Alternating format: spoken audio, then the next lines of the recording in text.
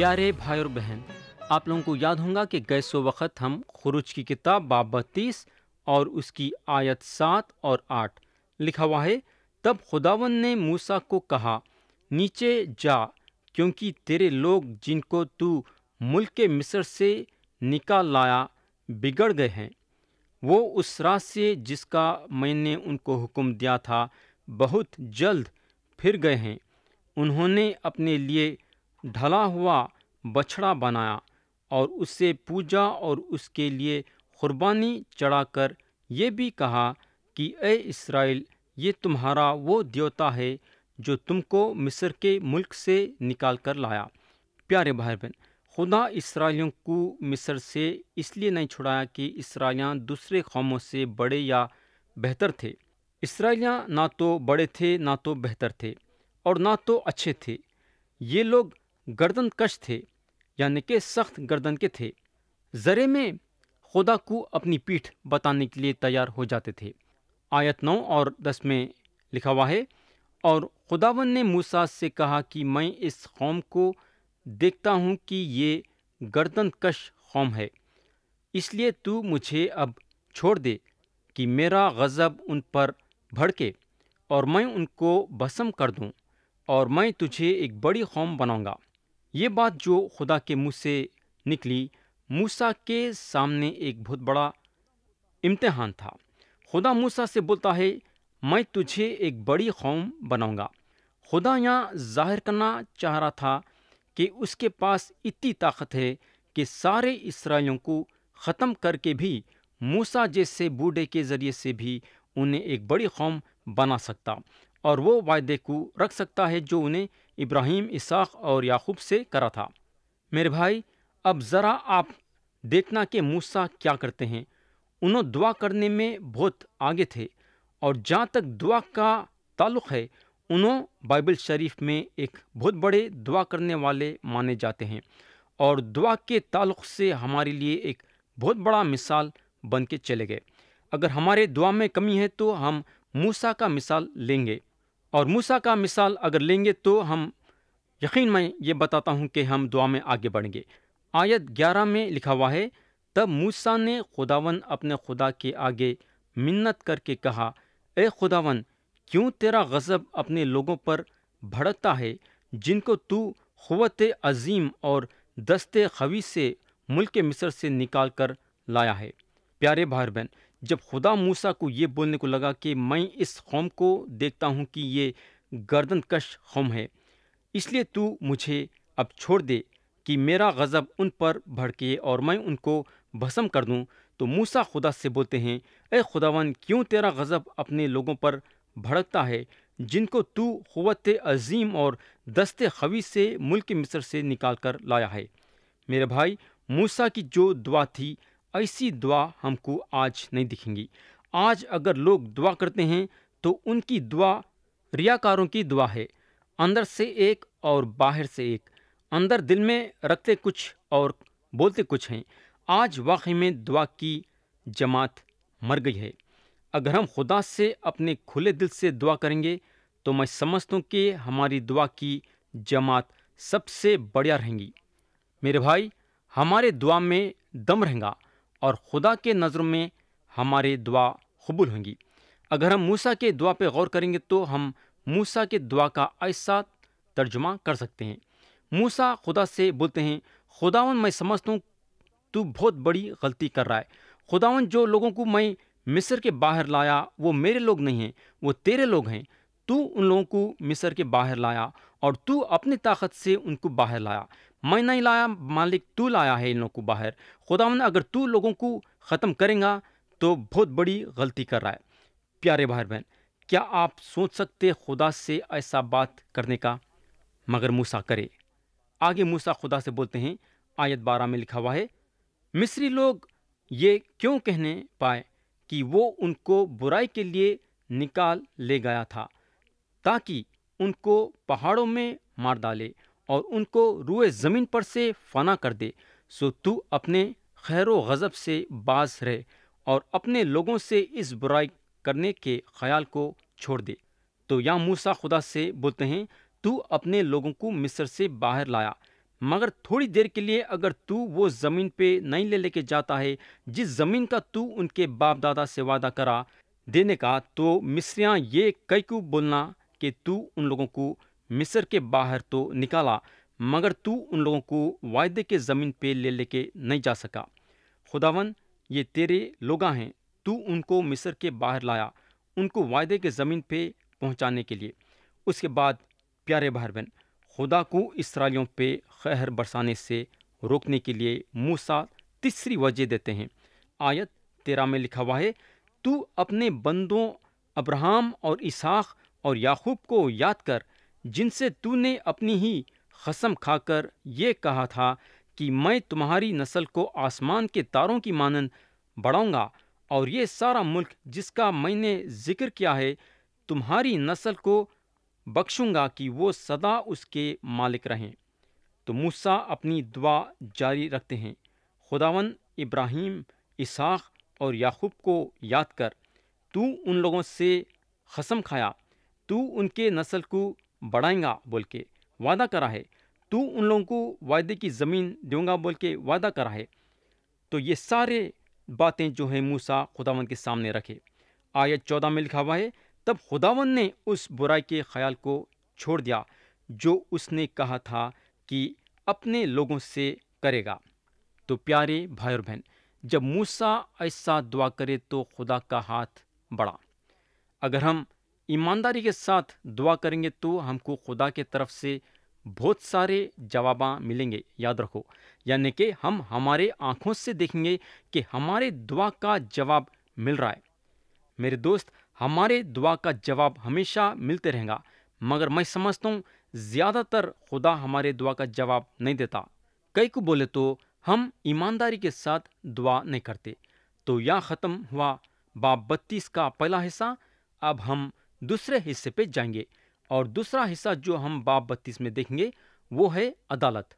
ہم پڑھیں گے آیت 15 سے 18، لکھا ہوا ہے، اور موسیٰ شہادت کی دونوں لوہیں ہاتھ میں لیے ہوئے الٹا پھرا اور پہاڑ سے نیچے اترا، اور وہ لوہیں ادھر سے اور ادھر سے دونوں طرف سے لکھی ہوئی تھیں، اور وہ لوہیں خدا ہی کی بنائی ہوئی تھیں، اور جو لکھا ہوا تھا وہ بھی خدا ہی کا لکھا اور ان پر کندہ کیا ہوا تھا۔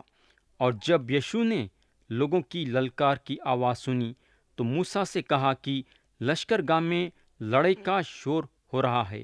موسیٰ نے کہا، یہ آواز نہ تو فتح مندوں کا نعرہ ہے، نہ مغلوبوں کی فریاد، بلکہ مجھے تو گانے والوں کی آواز سنائی دیتی ہے۔ تو یہاں بنی اسرائیل اپنا اچھا وقت گزارے تھے، مگر میرے دوست، اسرائیلیاں سونے کے بچھڑے کی عبادت کر کے گناہ میں گرے تھے۔ آیت 19 سے 21 میں لکھا ہوا ہے، اور لشکر گاہ کے نزدیک آ کر اس نے وہ بچھڑا اور ان کا ناچنا دیکھا، تب موسیٰ کا غضب بھڑکا اور اس نے ان لوہوں کو اپنے ہاتھوں میں سے پٹک دیا اور ان کو پہاڑ کے نیچے توڑ ڈالا، اور اس نے اس بچھڑے کو جسے انہوں نے بنایا تھا لیا اور اس کو آگ میں جلایا اور اسے باریک پیس کر پانی پر چھڑکا اور اسی میں سے بنی اسرائیل کو پلوایا۔ پیارے بھائی بہن، اب ہم دیکھیں گے کہ ہارون کیسے بہانے بناتے ہیں۔ اگر حالات سخت نہیں رہتے تو یہ ایک ہی ہنسنے کی بات رہتی۔ یاد رکھو، آیت 22 اور 23 میں لکھا ہوا ہے، ہارون نے کہا کہ میرے مالک کا غضب نہ بھڑکے، تو ان لوگوں کو جانتا ہے کہ بدی پر تلے رہتے ہیں۔ چنانچہ انہی نے مجھ سے کہا کہ ہمارے لیے دیوتا بنا دے جو ہمارے آگے آگے چلے، کیونکہ ہم نہیں جانتے کہ اس آدمی موسیٰ کو جو ہم کو مصر کے ملک سے نکال کر لایا کیا ہوگا۔ میرے بھائی، دوسرے الفاظوں میں جو ہوا ہے، موسیٰ کو قصوروار ٹھہرایا جا رہا ہے۔ بنی اسرائیل یہ سوچتے ہیں کہ موسیٰ ان لوگوں کو چھوڑ کے چلے گئے ہیں، اور اس لیے ان لوگاں سونے کے بچھڑے کی طرف پلٹے۔ اس کے بعد ہارون موسیٰ سے بولتے ہیں، آیت 24 میں لکھا ہوا ہے، تب میں نے ان سے کہا کہ جس جس کے ہاں سونا ہو وہ اس سے اتار لائے، پس انہوں نے اسے مجھ کو دیا، اور میں نے اسے آگ میں ڈالا تو یہ بچھڑا نکل پڑا۔ پیارے بھائی بہن، ہارون کے یہ باتوں سے ہم کچھ نہیں کر سکتے بلکہ ہنس سکتے ہیں۔ موسیٰ شاید ہارون سے بولے ہوں گے، ہارون تمہارا مطلب یہ ہے کہ تم سونے کو آگ میں ڈالے اور یہ بچھڑا باہر نکلا؟ میرے دوست، اگر ہم تھوڑے آیتیں پیچھے جائیں گے تو آپ کو یاد ہوگا کہ ہارون یہ سونے کے بچھڑے کو تراشے۔ بولنے کا مطلب یہ ہے کہ جو بھی ہارون موسیٰ سے بول رہے تھے وہ جھوٹ تھا۔ آیت 25 میں لکھا ہوا ہے، جب موسیٰ نے دیکھا کہ لوگ بے قابو ہو گئے کیونکہ ہارون نے ان کو بے لگام چھوڑ کر ان کو ان کے دشمنوں کے درمیان ذلیل کر دیا۔ تو پیارے بھائی بہن، اسرائیلیوں کی یہ جو ننگے پن کی حالت تھی کوئی نئی بات نہیں تھی۔ میں سمجھتا ہوں کہ آپ اسرائیلیوں کو یہ حالت میں دیکھ سکتے، یعنی کہ ان کا ناچنا اور کودنا خدا بتاتا ہے کہ اسرائیلیاں ننگے پن میں اتر گئے تھے، اور ایسے حالت میں موسیٰ جو ہیں اسرائیلیوں کو اپنے سارے سفر میں دیکھیں گے۔ واقعی میں موسیٰ اسرائیلیوں کی ایسی حالت دیکھ کے غصے میں آ گئے تھے، مگر غصے میں آنے کے ساتھ ساتھ یعنی کہ وہچ وقت پہ آپ موسیٰ کو دیکھ سکتے کہ انہوں ایک دعا کرنے والے انسان تھے۔ انہوں اسرائیلیوں کے لیے دعا کرنے سے پیچھے نہیں ہٹے۔ انہوں دعا کے ذریعے سے خدا کے دل کو پکڑ لیے اور دعا کے ذریعے سے خدا کے ہاتھ کو بڑھائے۔ تو اب موسیٰ کا وقت آ گیا ہے اسرائیلیوں کی سرجری کرنے کے لیے، یعنی کہ وہ لوگوں کو کاٹ کے پھینکنے کے لیے جو لوگ ناپاک ہو گئے تھے۔ میرے بھائی، اگر ایک آدمی کو کینسر ہے تو وہ آدمی کا کیا قدم رہے گا؟ انہیں چاہیں گا کہ جلدی سے جلدی کینسر سے چھٹکارا پانا، یعنی کہ اس کا مطلب یہ ہے کہ آدمی کا آدھا جسم کاٹنا ضروری ہے، جس کو انگریزی میں سرجری بولتے ہیں۔ آدمی یہ چاہیں گا اس کا آدھا جسم کیوں نہ کٹنا پڑے۔ اگر انہیں کینسر سے چھٹکارا پاتا ہے تو اس سے اچھی بات نہیں ہے۔ تو گناہ کی بھی یہی حالت ہے، یعنی کہ گناہ کینسر ہے، اور خدا اس وقت سرجری کا استعمال کرنا ضروری ہے وہ لوگوں کو کاٹ کے پھینکنے کے لیے جو گناہ میں گرنے میں مبتلا ہو گئے تھے۔ آیت 26 اور 27 میں لکھا ہوا ہے، تو موسیٰ نے لشکرگاہ کے دروازے پر کھڑے ہو کر کہا، جو خداوند کی طرف ہیں وہ میرے پاس آ جائیں۔ تب سب بنی لاوی اس کے پاس جمع ہو گئے، اور اس نے ان سے کہا کہ خداوند اسرائیل کا خدا یوں فرماتا ہے کہ تم اپنی اپنی ران سے تلوار لٹکا کر پھاٹک پھاٹک گھم گھم کر ساری لشکرگاہ میں اپنے اپنے بھائیوں اور اپنے اپنے ساتھیوں اور اپنے اپنے پڑوسیوں کو قتل کرتے پھرو۔ تو میرے بھائی، یہ جو عدالت ہے خطرناک بھی ہے اور خبردار بھی کرتی ہے۔ یہ ہونا ضروری تھا، کئی کو بولے تو گناہ بڑھ گیا تھا۔ آج اگر ہم کلیسیا میں دیکھیں گے تو گناہ کو بہت ہی آسانی کے ساتھ لیا جا رہا ہے، بلکہ گناہ کو نظر انداز کر دے رہے ہیں اور گناہ کو نکالنے میں کوئی دلچسپی نہیں لے رہے ہیں۔ آپ گناہ کے ساتھ سمجھوتا نہیں کر سکتے۔ یاد رکھو، ایک صاحب بتانے لگے کہ سمجھوتا ناپاکی ہے، اور واقعی میں کلیسیاؤں میں گناہ کے ساتھ سمجھوتا ہو رہا ہے۔ یا اگر ہم دیکھیں گے تو موسیٰ گناہ کے ساتھ سمجھوتا نہیں کرے بلکہ گناہ کو کاٹ کے پھینک دیے۔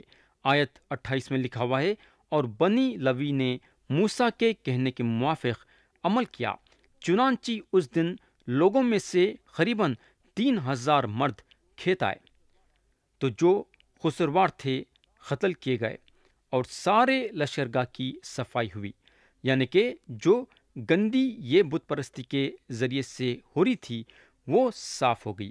کئی لوگوں کا یہ خیال ہے کہ ایسا کرنا اچھا نہیں تھا، ایسا قتل و عام کرنا نہیں چاہیے تھا، یا جو ہے بے رحمی طور سے مارا گیا۔ پیارے بھائی بہن، کیا آپ نہیں سمجھتے کہ کینسر کو اس وقت کاٹ کے قوم کو بچانا ضروری نہیں تھا؟ کیا بالکل ضروری تھا۔ اگر گناہ کے کینسر کو نہیں کاٹتے تھے تو ساری قوم برباد ہو جاتی تھی۔ تو کینسر کو کاٹ کے قوم کو بچانا ضروری تھا۔ لوگ جو گناہ میں مبتلا تھے، اگر ان کا قتل کیا نہیں جاتا تھا، یعنی کہ ان کا اگر قتل نہیں کرتے تھے، تو اسرائیلیاں وعدے کے زمین پہ کبھی بھی نہیں پہنچتے تھے۔ وہ لوگوں کا قتل کرنا ضروری تھا۔ تو یہاں ختم ہوا باب 32 کا دوسرا حصہ۔ اب ہم آخری اور تیسرے حصے پہ جائیں گے، اور وہ ہے دعا۔ آیت 30 میں لکھا ہوا ہے، اور دوسرے دن موسیٰ نے لوگوں سے کہا کہ تم نے بڑا گناہ کیا، اور اب میں خداوند کے پاس اوپر جاتا ہوں، شاید میں تمہارے گناہ کا کفارہ دے سکوں۔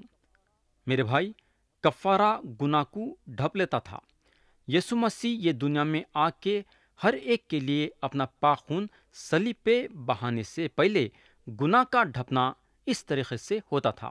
یسوع مسیح صلیب پہ اپنی جان دینے کے بعد گناہ کو نکال دیا گیا۔ اب موسیٰ چوتھی وجہ دیتے ہیں اسرائیلیوں کو وعدے کے زمین پہ لے کے جانے کے لیے، یعنی کہ موسیٰ جو اسرائیلیوں کو وعدہ کے زمین پہ لے کے جا رہے ہیں، اس کی چوتھی وجہ دیتے ہیں۔ آیت 31 میں لکھا ہوا ہے، اور موسیٰ خداوند کے پاس لوٹ کر گیا اور کہنے لگا، ہائے، ان لوگوں سے بڑا گناہ کیا کہ اپنے لیے سونے کا دیوتا بنایا۔ پیارے بھائی اور بہن، اب سوال یہ پیدا ہوتا ہے کہ اقرار یہ کیا چیز ہے؟ اگر آپ خدا کے ساتھ چلنا چاہتے ہیں تو اپنے گناہ کے بارے میں اس کو بتانا ضروری ہے۔ گناہ گناہ ہے، اور گناہ کا اقرار کرنا ضروری ہے۔ آپ چاہے کون بھی کیوں نہ رہو، آپ بڑے رہیں گے یا چھوٹے رہیں گے، یا دولت مند رہیں گے یا غریب رہیں گے، یا آپ بڑے عہدے پہ رہیں گے یا چھوٹے عہدے پہ رہیں گے، کیسے بھی قسم کے انسان آپ کیوں نہ رہو، گناہ کا اقرار کرنا ضروری ہے۔ یہ جو اسرائیلیاں ہیں خدا کے چنے ہوئے لوگ ہیں، اور موسیٰ بولتے ہیں، ہائے، ان لوگوں نے بڑا گناہ کیا۔ اسرائیلیاں گناہوں کا گناہ کرے اور سونے کا بچھڑا بنائے اور اس کی عبادت کرے۔ موسیٰ یہ اسرائیلیوں کا گناہ کا اقرار کرے، خدا کے سامنے کرنا ضروری تھا۔ اور میرے دوست، جب ہم خدا کے سامنے اپنے گناہ کا اقرار کرتے ہیں تو واقعی میں ہم خدا سے بولنا کہ ہم کیا کریں ہیں۔ آیت 32 میں لکھا ہوا ہے، اور اب اگر تو ان کا گناہ معاف کر دے تو خیر، ورنہ میرا نام اس کتاب میں سے جو تو نے لکھی ہے مٹا دے۔ تو موسیٰ بولنے لگے، میں اپنے لوگوں کے ساتھ ہونا چاہتا ہوں، میں میرے لوگوں کے ساتھ رہنا چاہتا ہوں، اور اگر تو ان کا نام کتاب حیات میں سے نکالنا چاہتا ہے تو میرا نام بھی نکال دے۔ میرے بھائی، یہ بات یاد رکھو کہ خدا موسیٰ کو بول چکا تھا کہ انہیں سارے اسرائیلیوں کو ختم کر کے بھی اپنے عہد کو صرف موسیٰ کے ذریعے سے قائم کر سکتا ہے۔ وہ عہد کو جو انہیں ابراہیم، اسحاق اور یعقوب سے کرا تھا کہ انہیں ایک بہت بڑی قوم بنائے گا۔ مگر موسیٰ بولنے کو لگے، نہیں، میں میرے لوگوں کے ساتھ رہوں گا۔ اگر تو ان لوگوں کو وعدے کے زمین پہ لے کے نہیں جانا چاہتا ہے تو میرے کو بھی مت لے کے جا، ان کے ناموں کے ساتھ میرا نام بھی مٹا دے۔ آیت 33 میں لکھا ہوا ہے، اور خداوند نے موسیٰ سے کہا کہ جس نے میرا گناہ کیا ہے میں اسی کے نام کو اپنے کتاب میں سے مٹاؤں گا۔ ہم کو معلوم ہونا چاہیے کہ خدا ذاتی طور سے اور ایک ایک آدمی کے گناہ کا حساب کرتا ہے۔ آیت 34 اور 35 میں لکھا ہوا ہے، جو کہ یہ باب کے آخری آیتیں ہیں، اب تو روانہ ہو اور لوگوں کو اس جگہ لے جا جو میں نے تجھے بتائی ہے۔ دیکھ، میرا فرشتہ تیرے آگے آگے چلے گا، لیکن میں اپنے مطالبے کے دن ان کو ان کے گناہ کی سزا دوں گا۔ اور خداوند نے ان لوگوں میں مری بھیجی، کیونکہ جو بچھڑا ہارون نے بنایا وہ انہی کا بنوایا ہوا تھا۔ پیارے بھائی بہن، خدا اسرائیلیوں کو وعدے کے زمین پہ لے کے جائیں گا، مگر ایک ایک سے ان کے گناہ کا حساب لیں گا۔ جو سونے کے بچھڑے کے گناہ میں مبتلا نہیں ہوئے، وہ لوگوں کو خدا کا فرشتہ آگے لے کے بڑھیں گا۔ پیارے بھائی بہن، پرانا عہد نامہ میں جو فرشتے کا ذکر ہے وہ اور کوئی نہیں ہے بلکہ یسوع مسیح ہیں۔ جو لوگ آج یسوع مسیح پہ ایمان رکھتے ہیں، یسوع مسیح ہمیشہ ان کے ساتھ رہتے ہیں۔ تو یہاں ختم ہوا باب 32، اور اگلے مرتبہ ہم باب 33 اٹھائیں گے۔